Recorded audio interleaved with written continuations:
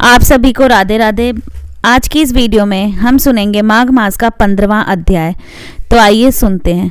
दत्तात्रेय जी कहने लगे कि हे राजन, प्रजापति ने पापों के नाश के लिए प्रयाग तीर्थ की रचना की। गंगा जी यमुना जी के जल की धारा में स्नान का महात्म्य भली प्रकार सुनो।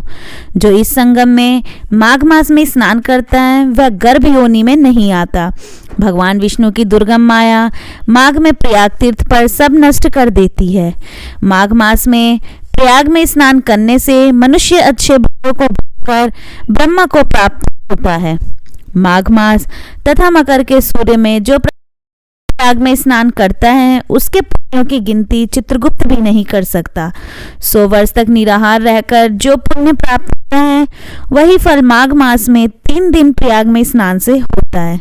जो फल 100 वर्ष तक योगाभ्यास करने से मिलता है, जैसे सर्प पुरानी कांचली को छोड़कर नया रूप धारण कर लेता है, वैसे ही माघ मास में स्नान करने से मनुष्य पापों को छोड़कर स्वर्ग को प्राप्त होता है।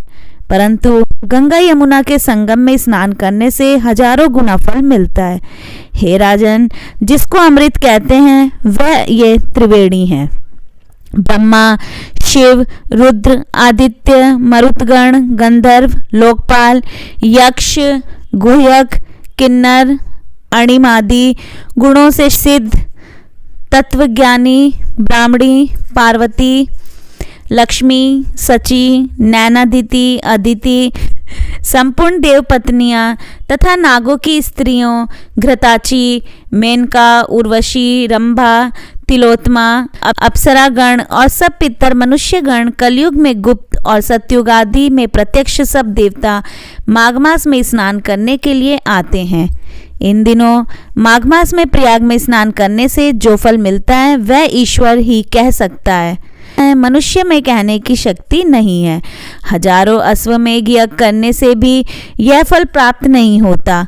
पूर्व समय में कांचल मालिनी ने इस स्नान का फल राक्षस को दिया था और इससे वह पापी मुक्त हो गया था। तो यहाँ पे हमारा 15वां अध्याय समाप्त होता है। इसी तरीके के अन्य अध्यायों को सुनने के लिए मेरे साथ जुड़े रहें अपने चैनल भक्ति दीपिका पर। अगर वीडियो को पहली बार देख रहे हैं तो लाइक कीजिए, शेयर करिए और अगर चैनल पर नए हैं तो चैनल को सब्सक्राइब करिए।